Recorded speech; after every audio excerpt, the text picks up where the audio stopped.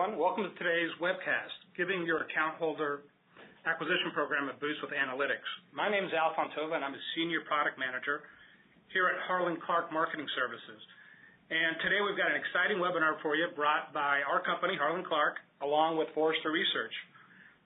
We've got two great speakers who are very knowledgeable on this topic. They know a lot about analytics, but the best part about it is that they can talk about this really complex subject in language that all of us can understand in everyday terms. So I think it's going to be a great and informative webcast for you. So I want to thank all of you who are attending. We've got a great turnout for this event. So let's go ahead and let's take a look at what we're going to cover today. Our agenda, we're going to start out with a real quick poll. We'd like all of you to just take a minute, probably just 30 seconds, and fill out this poll, and we'll share results with you. It's about analytics, and that'll give us a good idea about what's happening out there in marketing in this space. So, let's go ahead and get started, and we'll take this poll. After the poll ends, we'll go ahead and have the two speakers introduce themselves, and then we'll go ahead and get to the meat of the presentation. So, let's go ahead and start with this poll. So if we can all just take 30 seconds and fill out, it's just one question. Let us know if you're spending more money on acquisition programs or on retention programs, or maybe it's about the same. A lot of our clients ask us, what's happening in the industry. Where are most people investing their money? So I think it'll be interesting for all of us to find out and see if we're spending more on acquisition or on retention. So while we're filling out the poll, let me go through a few housekeeping items for the webcast today. Copies of all the materials and the presentation that you see today will be made available to you after the end of the presentation. Look for an email from us in the next day or two, a follow-up email. And in that email, you'll see a link that will take you to a web page where you can go ahead and download the presentation so you can have it and share it with your colleagues.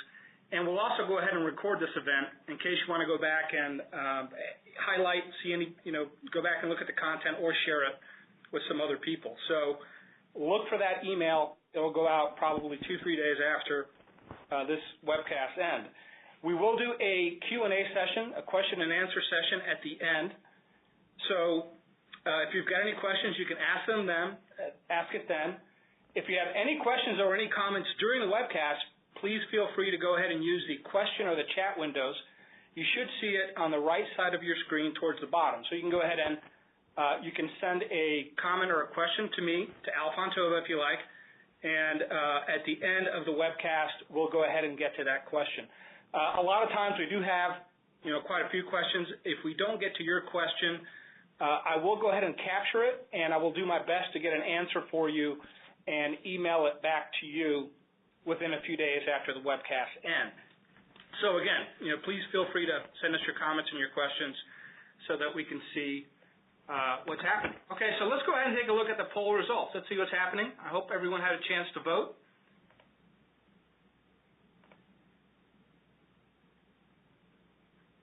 So, taking a look at it, very interesting. So it looks like about, it's 40% responded that they are investing most of their money in acquisition. Only 14% said retention, and about 46 said it's about the same. So it looks like retention is probably the least invested area, which is interesting. When I was a marketing director, we did the same. Everybody loves new customers. It's really important to get new customers to grow your business. So very interesting results, though, and we'll go ahead and refer back to that during the presentation. So let's go ahead and let's get started, and let's introduce our two speakers today. And Shri, I will go ahead and hand it over to you. Thanks, Al. Good afternoon, everyone. Good morning, depending on where you're dialing in from. My name is Srividya Sridharan.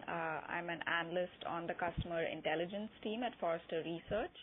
And my research focus is primarily around customer analytics and the applications and tools and techniques that support customer analytics, particularly in the service of marketing, acquisition, and retention. So that is my primary research focus. I've been with Forrester for about a little over a year now, and prior to that, I was with a digital agency managing their digital measurement and analytics function. Thanks, Sri. My name is Sandeep Karidi.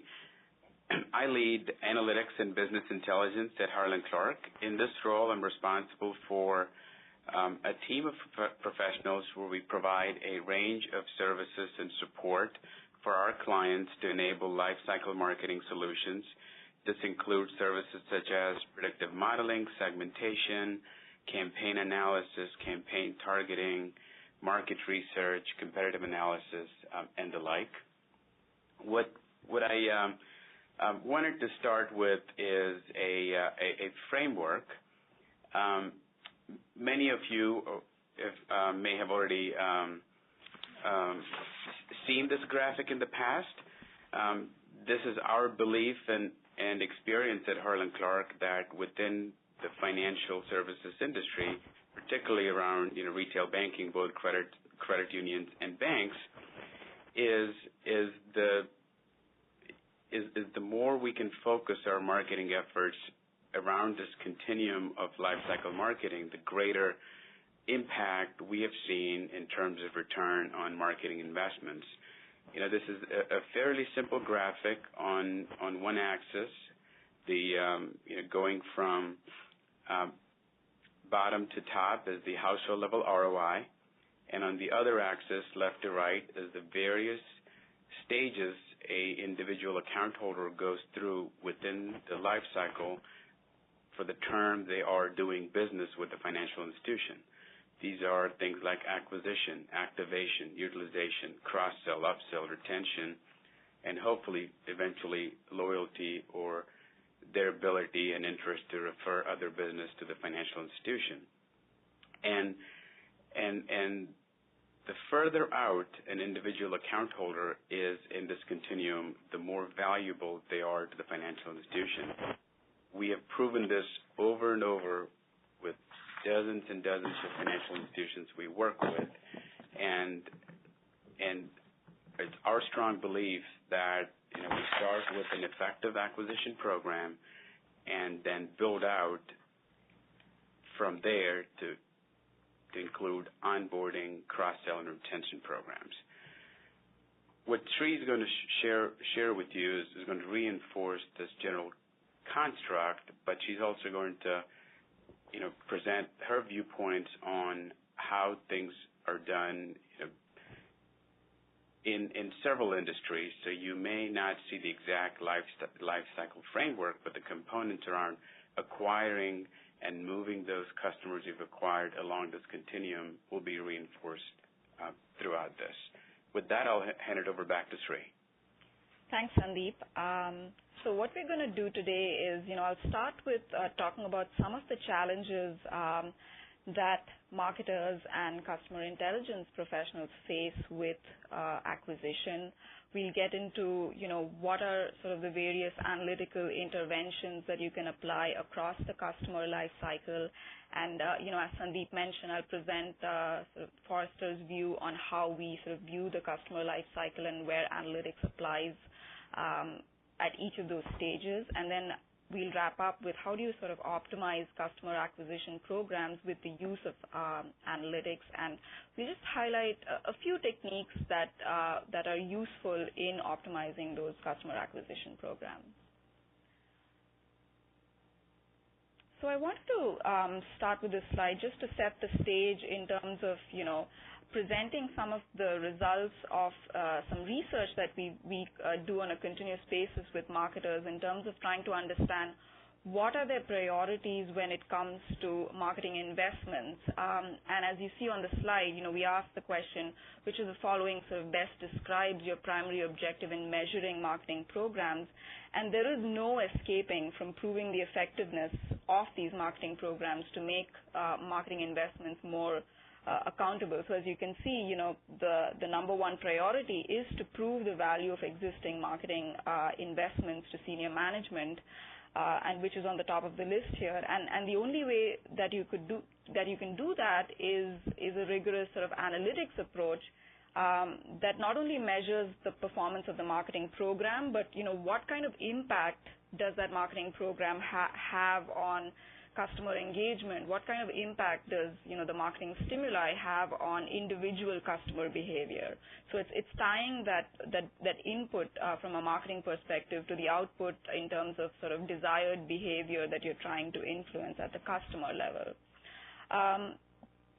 It's really interesting that we did this poll up front, and if you look at this research that we've been doing, we asked a similar question where essentially what are your current top marketing objectives. And as you can see, for this audience on the webinar today, as well as the people we surveyed, the CMOs that we surveyed, acquiring new customers is on the top of that list, and sort of retention, increasing customer lifetime value, those are sort of lower down in the list. And we do the survey on a yearly basis, and I've been going back to these data points to see where sort of that retention is moving up this ladder.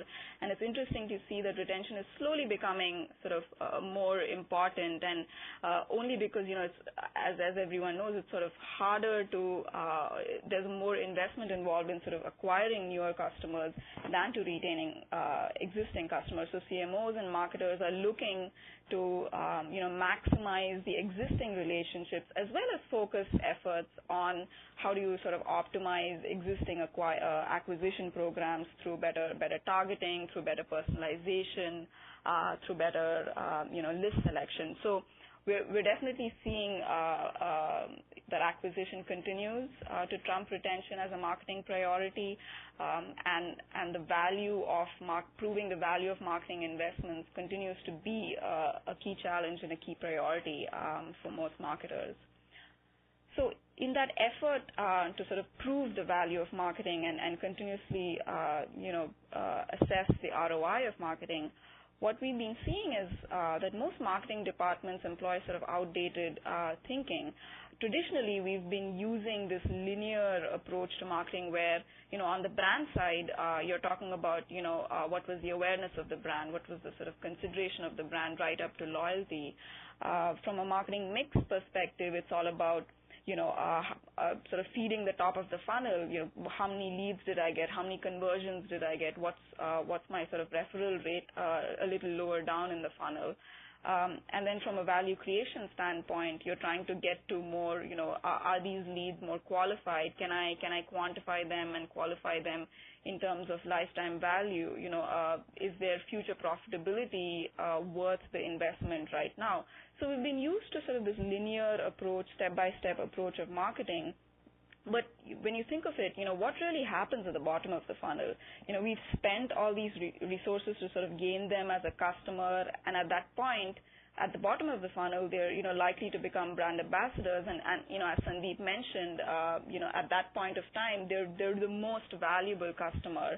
And you've spent all these resources to retain them in that cycle, but the marketing funnel sort of dumps them out at this point, and you're not investing in sort of addressing the continued relationship, and that's where sort of the retention focus also comes in. So I just wanted to highlight this aspect where we've been used to this linear focus of thinking in terms of measuring marketing programs. But what happens with the funnel-based approach, it answers questions like, how effective and efficient are my marketing campaigns? How can I effectively target the prospects most likely to respond?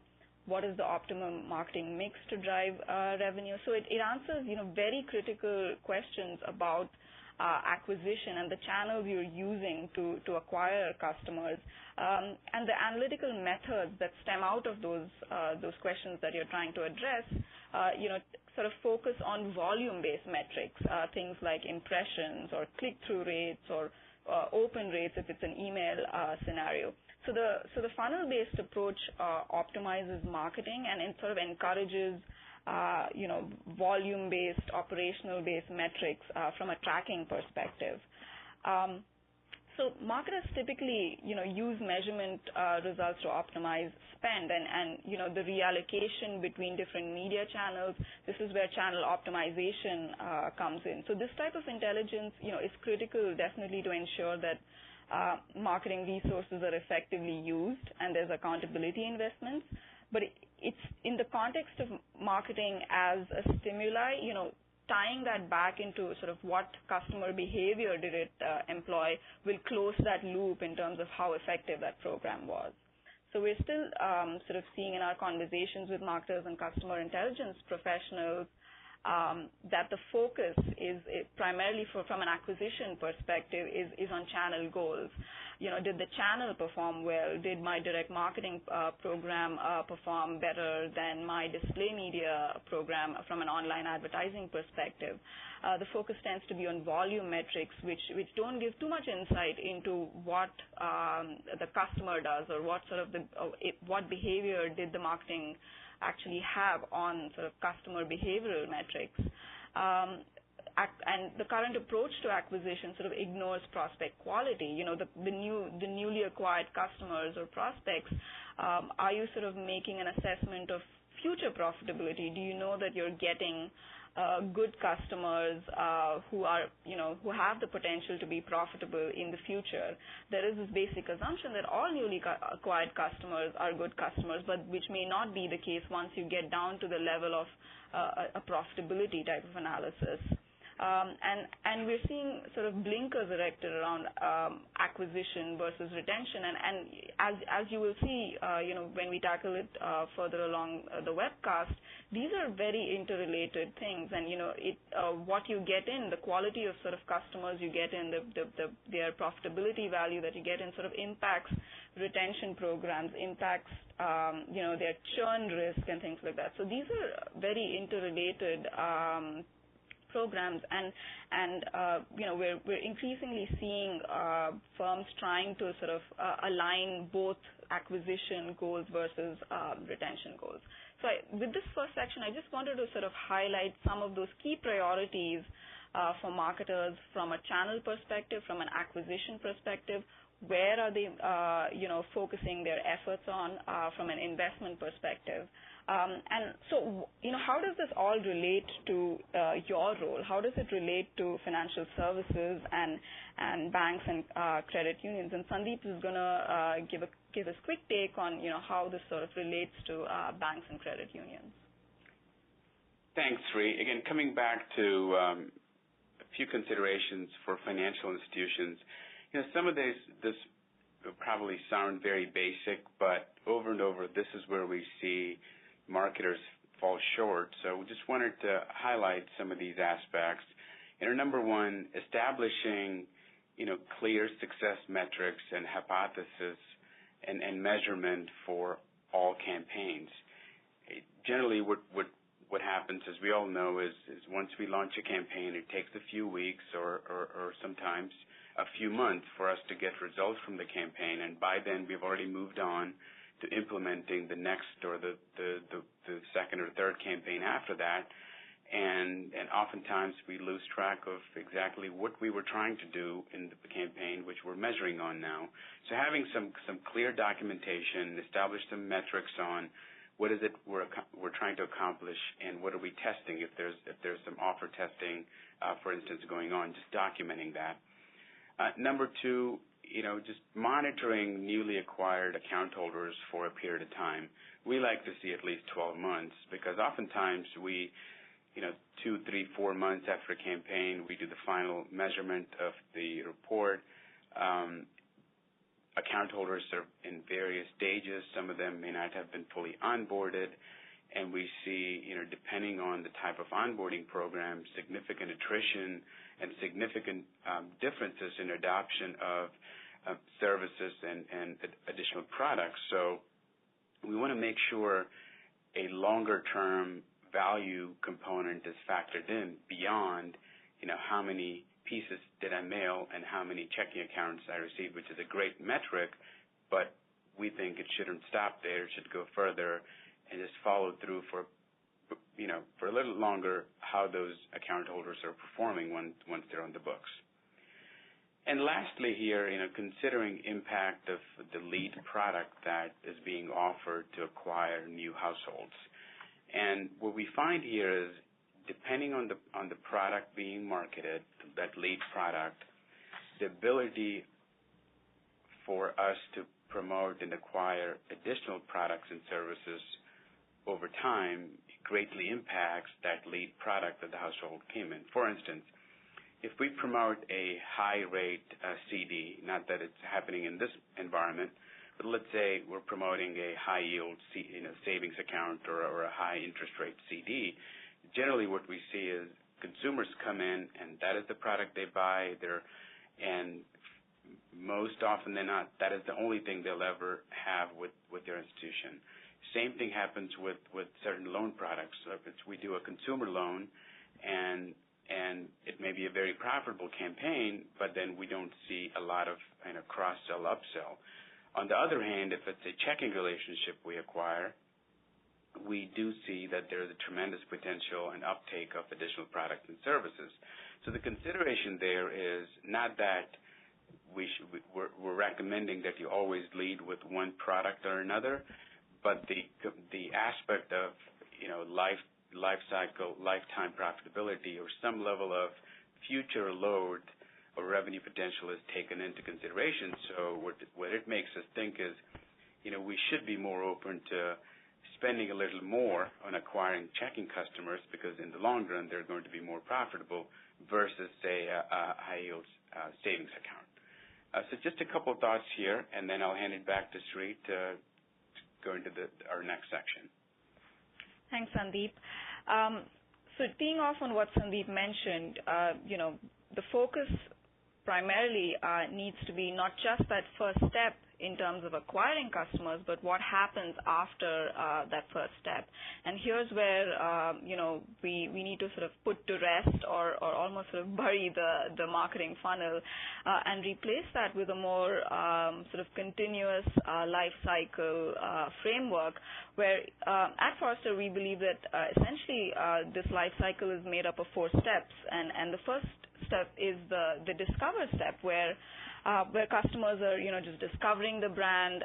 It's usually caused by some trigger or some need. And in this case, it could be sort of a brand or a service or an experience that they're seeking.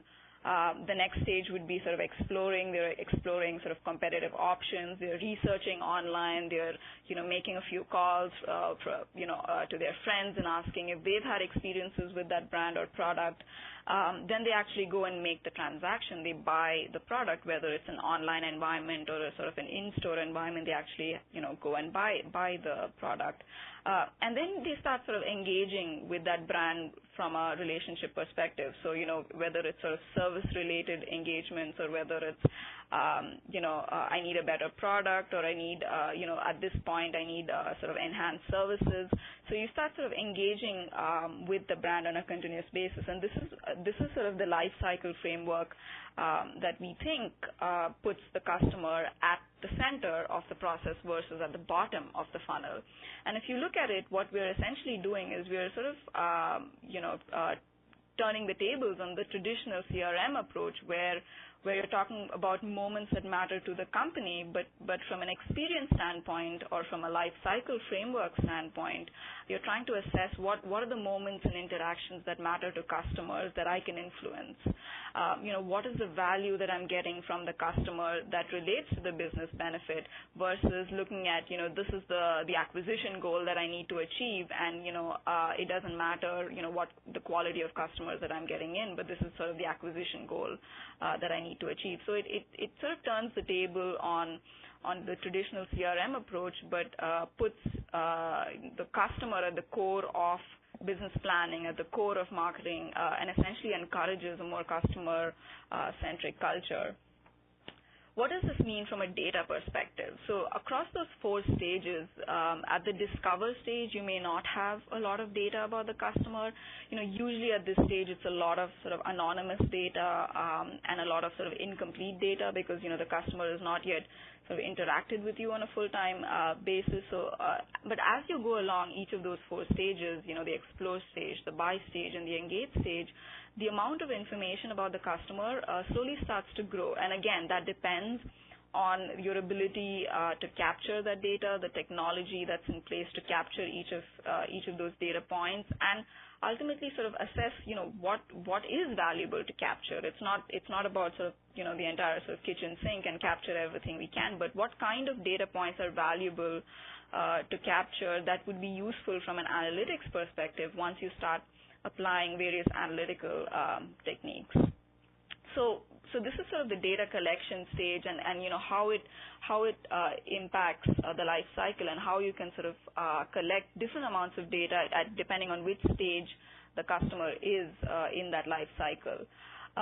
Going back to sort of this notion of customer lifetime value, essentially with CLV, from an acquisition perspective, you're trying to understand who are those customers who create value, who are those customers who destroy value, and who are those potential customers who are currently not served, and I can sort of identify and target them. So CLV is that sort of connective tissue between what they do from an acquisition perspective, what the customer does when he walks into the door, till the point where he doesn't want to avail of your services. So this CLV is sort of a good indicator of the future profitability of that customer. And if you sort of use that as the base, Sandeep alluded to this a little earlier on, where if you use customer lifetime value as one axis and profitability as the other axis, what analytics does for that relationship is essentially this. It moves someone who is relatively sort of unprofitable in the beginning of the relationship to a more sort of profitable relationship. And how does analytics do that? So the early stages, you're trying to acquire profitable customers through better targeting. You're trying to make customers profitable faster. You're trying to sort of reduce the cost to serve and drive margin. So at each of these stages, the objective is aligned to sort of the technique that you can use to meet these objectives, these business objectives. Further along the life cycle, it's all about a sort of a cross-sell conversation. Can I give value-added services? Is it meaningful, for the customer at the point where he is with the relationship, with us? And later, it's about retention and loyalty and referral and also, potentially recovery when, they might have gone to a competitor, and is there a way that you can sort of design retention programs to get them back? So what this slide sort of essentially talks to is what is the value of analytics when it comes to using customer data and using analytical techniques across the life cycle so that you can intervene at each of these stages, so that you can use and apply those techniques to actually meet some of these objectives. And Sandeep is going to talk a little bit more about some of these techniques that you can apply from a financial institution's perspective. Again, back to the framework we saw at the beginning of the webcast. These are some examples of analytical solutions we've had a lot of success with our clients. Now, on the acquisition side, we do what's called a branch PMA build. It's a primary market area. And for those of you who are familiar with a radius approach, we believe the PMA is a better alternative to radius mapping. With radius mapping, essentially, we're looking at branch locations and marketing to the population that's within a certain distance. Could be 2 miles, 5 miles, 10 miles, what have you. With the PMA, what we try to do is it's the shape of that area instead of being a circle, it's a polygon. What that means is we're accounting for things like predominantly industrial areas. We're accounting for water bodies. We're accounting for highways. We're accounting for competitive branch locations.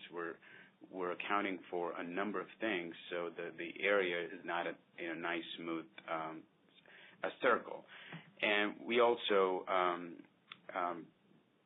target based on carrier routes with our saturation approach, where we're looking at based on drivers of response and past behavior within those carrier routes, targeting households at the carrier route level. That gives us great efficiencies as it comes to direct mail production and postage. And then we also have some custom household level targeting for more either niche products or more affluent products like high yield CDs or higher end checking accounts or investment products. And then along with onboarding and cross-sell, we have some tool sets to evaluate the overall opportunity within a customer or a member portfolio, and then deploy cross-sell efforts through a suite of product propensity models, control for attrition using our attrition risk models, and then a combination of the product propensity and attrition models. It comes into a framework we call our customer value segmentation. So the idea here is what Sri and I are trying to paint a picture of at every stage of a customer or account holder life cycle, we could deploy a variety of analytical methodologies to maximize the value of that individual relationship. So collectively at a portfolio level, we are maximizing the return on our investments. That begins with a strong foundation in acquisition. Great. Thanks, Sandeep. So I'm going to touch upon a few of these techniques that Sandeep mentioned at a high level from an acquisition perspective. And if you were to sort of go back, after this webcast and ask the question to yourself in terms of how do I start with analytics and how do I, apply it from an acquisition perspective, this is just a framework to sort of go about thinking about answering that question. So essentially, here you're trying to understand who should I acquire. So you're answering sort of the who question. You're trying to answer how much should I spend on that customer. You're trying to sort of understand when should I present an offer, when should I present an acquisition offer, when should I present a retention offer, and then what kind of offer should I present to this customer or prospect based on his prior interactions with us if we have that data. So you're trying to essentially answer 4 questions, who, how much, when, and what. And if you were to look at it from an acquisition perspective, there are a few techniques that could help you answer those questions. So, from a segmentation perspective, it answers the who question. We talked a little bit about sort of the customer lifetime value analysis, where it gives you relative performance of customer segments and how much you should invest in each segment. And there are a couple of other techniques that we're not going to sort of touch upon on this webinar, but they span across both acquisition as well as retention and give you that sort of closed loop analysis in terms of when do I make those interventions and what kind of offers do I offer. So if you sort of use this framework to think about what are those options available to me from an analytics perspective, it will help you sort of understand, can I use these techniques from an acquisition perspective? Can I use these techniques from a retention perspective? Am I answering those questions that I'm seeking to answer?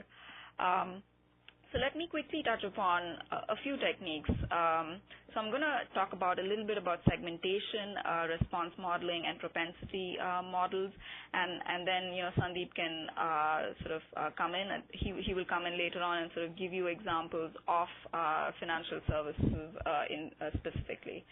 So across the life cycle here, again, just to sort of drill home that point, there are a whole host of analytical techniques that you can use. The key here is to see, what are those sort of or sort of links between each of those analytical techniques and what can you sort of optimize from an analytics perspective. So let's start with segmentation. There you go. Waiting for the slide to build.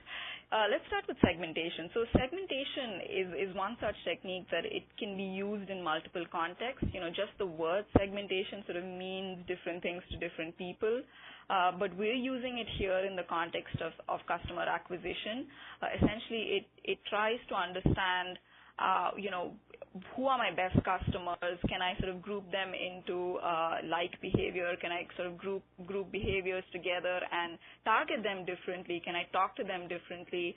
And based on my knowledge of best customers, can I seek prospects in the prospect universe that look like my best customers, and I want more of those customers. So, for example, if I know that a particular segment is a sort of a high-value segment, can I build characteristics and profiles that help me achieve, from an acquisition perspective, help me get those prospects that look like my best customers?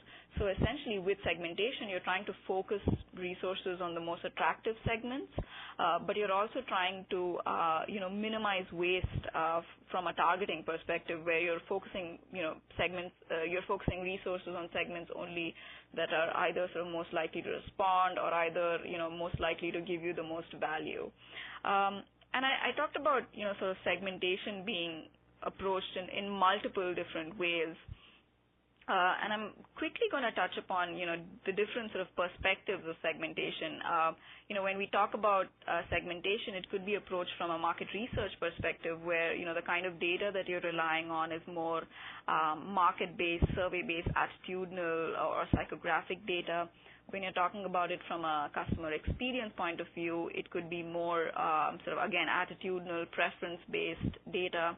If you're talking about it from a CRM, data-driven customer intelligence perspective, you're relying more on behavioral data to help you build those segments or segmentation schemes. And if you're looking at it from an online perspective, you're relying, again, on behavioral, your sort of cookie-based data to help you get to that segmentation. So you really have to sort of decide, when you say segmentation, what does that mean for your organization, and what are the data sources that you have access to help you get sort of smarter about, who are those segments that I should go after and how I should prioritize them. Another useful technique from a customer acquisition perspective is response models.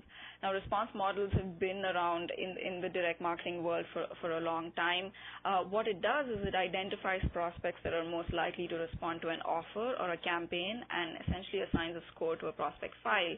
Now, response models can be sort of used as a precursor to propensity models, where you're trying to identify initial response of a campaign. With a propensity model, you could sort of get to, is he likely to go with product A or product B or product C? So, all these techniques are sort of interrelated, and you have to sort of make a decision in terms of how are you reaping the benefits of employing or, sort of deploying these models from a holistic perspective rather than sort of a project-by-project basis. So as I mentioned, with propensity models, a third technique, which is very useful from an acquisition perspective, is, how do I assign scores to a prospect based on their likelihood to purchase a product? And again, propensity models can be used in a retention context as well. It can be sort of propensity to take my next best offer based on all the interactions that the customer has been having. So it can be used both in the acquisition and retention context, but again, if it's used sort of in conjunction with response models, it's useful to get to, is the person likely to respond to my campaign, and if so, what's the sort of likelihood of him actually, buying product A or product B. So just a quick overview of those three techniques.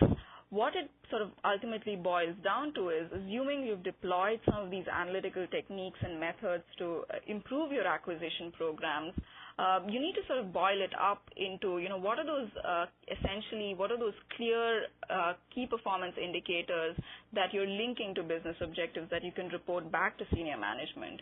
Do you have sort of a metrics and dashboard policy or program where you're only capturing those few metrics that really matter to report the health of the acquisition program?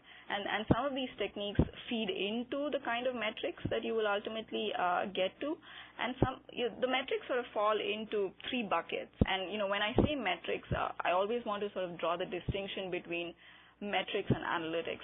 Analytics relies a lot on sort of historical data, and sort of predictive analytics relies a lot on historical data, and the types of descriptive and predictive techniques that you use is a little more sort of complex than what you would do at a metrics level, where here you're trying to report, what are those key essential performance indicators that show the health of my business. So you could have sort of metrics that are customer focused. We talked about lifetime value. We talked about sort of customer retention and profitability. You could have marketing focused metrics, which is sort of channel focused, campaign focused metrics. And then you could have sort of service-focused metrics, which could be, the performance of service channels. It could be, sort of net promoter score or the cost of service or the likelihood to recommend and things like that. So how do you sort of tie in the analytical techniques with the type of metrics that you're trying to deploy? That is the key to sort of ensuring that you're reporting on the health of the acquisition program in a clear and accurate way. So if we were to sort of summarize, the content here, ultimately you're sort of planning for acquisition based on who to acquire, how much to spend on the prospect, when to acquire, and what to offer, and you have to sort of make the choice of the analytical technique depending on answering each of those 4 questions. The other aspect is mapping those analytical interventions across the life cycle. What kind of technique makes sense at what stage? How do I sort of balance the effectiveness and efficiency of acquisition with the entire sort of lifetime profitability of the customer? Do I have a clear view on that? And how can I use segmentation, response models, and propensity models to further refine my acquisition programs through better and smarter analytics? And again, this is just a sampling of techniques. There are a whole host of other methods that you can use. And ultimately sort of create that set of actionable metrics that stem out of the analytics performed and create this one view that essentially gets to an accurate measurement of the health of your customer acquisition programs. So really wanted to touch upon these touch upon sort of customer analytics, customer acquisition, and how you can sort of refine customer acquisition as well as the whole life cycle using analytics and using analytical techniques. All right, thanks, Sri. Sri took us in fair level of detail, some of the analytic techniques that are available at our disposal for effective acquisition marketing. I wanted to spend a little bit of time as part of wrap up on the importance of an effective data strategy to support a strong analytically driven acquisition program. And this is really, twofold. On the one hand, what we see is, there is a ton of discipline in terms of audience targeting on the front end. We're looking at things like segment ID, credit scores, distance from branch, tenure of the customer if it's an existing customer campaign, what have you. But then when it comes to time to evaluating the impact of the performance of the campaign, all our data set contains at the time is name and address. So we have lost a lot of these indicative data that we started with that could help us understand in the end, people that live closer or further to a branch, behave differently. People in lower or higher credit scores perform differently. So we want to make sure that we're building out a data platform that allows us to retain the critical elements and at the conclusion of the campaign, do fairly in-depth measurement of the campaign. An equally important aspect is also considering and utilizing all of the data sources that are available for marketing purposes. As a general rule of thumb, the cost of these data elements is not significant in that, just a few basis points of response or conversion will more than pay for the cost of these data elements. So a few examples here. So when we talk about checking acquisition, there is a significant amount of data available in the market. So there's on the saturation side, there's at the carrier route level, there's data sources that have a couple hundred attributes at the carrier route level, things like population size, population density, demographics like age, income, education levels, marital status, etc., all boil down to the carrier route level. And then on the household demographics, behavioral, and psychographics side, there's 800 plus attributes depending on the type of data sources and the coverage, and generally these data sources, like I said, the cost is not significant, particularly if you're already investing in external list sources. The cost of overlaying additional attributes, is not significant relative to the return it's going to generate. And on the loan acquisition side, through public record, tax assessor, county recorder data, there is a significant amount of information available on real estate and property-related information, things like home value, purchase date of the property, who the lender is there a junior lien, is there a home equity loan or line of credit, what the terms of those mortgages are, is it a fixed or an adjustable rate, is it a Fannie Mae or Freddie Mac loan, is it an FHA or a VA loan. There's a ton of that information available. And then on the credit side, there's a few hundred attributes ranging from things like credit score to delinquency, number of trades, aggregate balances, etc. And all of these help us via modeling and segmentation to hone in on the most effective targets, the households or carrier routes that have the highest propensity to respond and purchase the product we're offering. Hope this was helpful, and we provided a good background into acquisition programs. With that, I'll turn it back to Al Fontova. Okay, well, great. So we've got quite a few questions here. Again, if you'd like to ask us any questions, please go ahead and use your questions panel in the GoToMeeting application, and we'll do our best to get to them. So, Sri, I will put you on the hook for this question. It's the first one that we have. And the question is, where do companies struggle the most in using and applying the results of analytics? Okay, that's quite a tough question. So we talked a lot about sort of generating analytics in this webinar, where it's more about sort of analytics production, where you're talking about getting the data sources together. You're talking about having these debates of which technique to use where. So a lot of sort of debate happens on the analytics production side, but equally, I think firms struggle a lot in terms of using that output. So, for example, if there are sort of insights that a propensity model generates, how does the analytics team sort of communicate that insight to the person who is actually designing, marketing programs? The analytics team may not have, sort of insight into how sort of the marketing program needs to be designed. So it's that level of translation from, what the analytical output says to what business impact or business outcome that analytical output needs to drive. So usually, in our conversations, we find that there is a lot of struggle in terms of applying and using the output of analytics more from an internal sort of organizational perspective, where the analytics team sort of speaks a different language than the business unit or the business owner who is sort of requesting for that kind of analysis. Does that make sense? Does that answer the question? Yeah, that's very good. That's a great explanation. I think a lot of detail there. Mm-hmm. Why don't we move on to our next question? Sandeep, let me put you on the hook for this one. For someone just starting out with analytics, what is the best place to start to understand customer acquisition? There is a couple places we like to start customers who, if they haven't spent a lot of campaign efforts in acquisition or have limited amount of analytics work they've conducted in acquisition.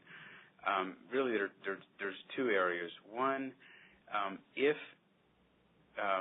there is availability of historical data on direct marketing, whether it's email, telemarketing, or direct mail marketing, that is our one of the places we start to look at how those campaigns performed and matching it back to the customer database to see what the purchase or conversion activity was, and then in looking at profiles of responders and non-responders, or buyers and non-buyers, trying to understand what some of the drivers of response or purchase activity was.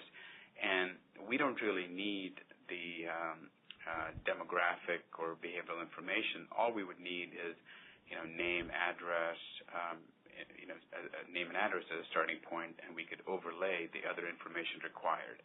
Another place, if we don't have a lot of the direct marketing data available, and if the efforts have been limited to mass marketing or online marketing, we would look at newly acquired customers. Those may be customers acquired within, say, the last 6 months, and then we would look at tenured customers, people who have been on the books longer than that, and then take a sample of non-customers, and then we'll do our discriminant analysis to understand what some of the factors that differentiate your existing customers, and essentially to determine what are the clone or lookalike characteristics of your customers, and then the objective would be to go find similar audience profiles from the prospect population to conduct a series of test acquisition efforts. Okay. Fantastic. Thank you, Sandeep. Okay, we've got another question here. Shri, I'll direct this one back to you since this question focuses on funnel-based marketing versus CEM. So the question is, can you give an example of the old style of marketing using the funnel versus the new style that you're advocating, CEM? Sure. So with the funnel-based approach, we're sort of focusing on, what are those campaigns that we put out there and what's the response from a campaign perspective. So an example of that would be, any sort of online marketing effort which involves display and search, where you're trying to assess did I actually sort of reach the number of people that I needed to reach from an impressions perspective? Did those people sort of click through my ad and actually come to my landing page? Did they actually respond to my offer that I have on the landing page? And based on that response, did they actually come to my site and make a purchase if it's sort of an online e-commerce environment? So that's sort of the traditional funnel-based approach. From a CEM perspective, the data points that you would feed in would be very different. So it would be service interactions, for example. It could be sort of call center interactions. It could be voice-based text mining, where you're trying to understand whether a customer is dissatisfied, based on some key themes that you're hearing from a text perspective. So sort of if you mine those voice-based calls that are coming in from an inbound perspective into the call center. So the data points that you're using from a CEM perspective could be service interactions, could be sort of engagement level metrics, things like, what is this customer doing on social? Is he a social influencer? Is there a way that I can tie back his social activity to what he does in my CRM database? So the metrics and the types of data points that you're using from a CEM perspective would be sort of more sort of holistic in terms of what you know about that customer and how that customer interacts with you, irrespective of whether it's an inbound channel, which is a call center, or sort of an outbound perspective, which could be direct mail or email. Does that help? Yeah, that's fantastic. Thank you. Okay, well, what we're reaching, we're at 55 minutes, so, we need to wrap this thing up. I've got quite a few more questions from the audience. I thank all of you for sending them to me. What I will do, again, is I will go ahead and capture your questions. I will circulate them to our panelists, and I will get you a response via email. So we will go ahead and do it that way, but I do appreciate your questions. So I want to thank all of you for attending today. We appreciate the 55 minutes that you spent with us. I hope that you found it informative. I want to thank our speakers, Sandeep and Shri, for doing a great job in presenting this topic. So again, as a reminder, we will send out an email to all of you, and in that email we'll go ahead and contain it will have a link that will get you to a website that will have a copy of the presentation and also a recording of this webcast itself, in case you want to share it or you want to go back and hit some of the high points. If you have any questions at all, please go ahead and email us at smartmarketing@harlandclark.com. It could be about this webcast or it could be about anything. We will do our best to help you. And then one last thing to go ahead and wrap this thing up. As you exit the webcast, there's a very short survey about the content itself and about other topics that possibly you'd like us to present to gather some experts on. So if you've got any other topics you'd like us to go ahead and pull together a webcast for, please let us know. So if you can, please fill out the survey. It will help us with future events in creating content that you find useful to your job. So again, I thank all of you. You all have a great rest of the day, and we'll see you next time.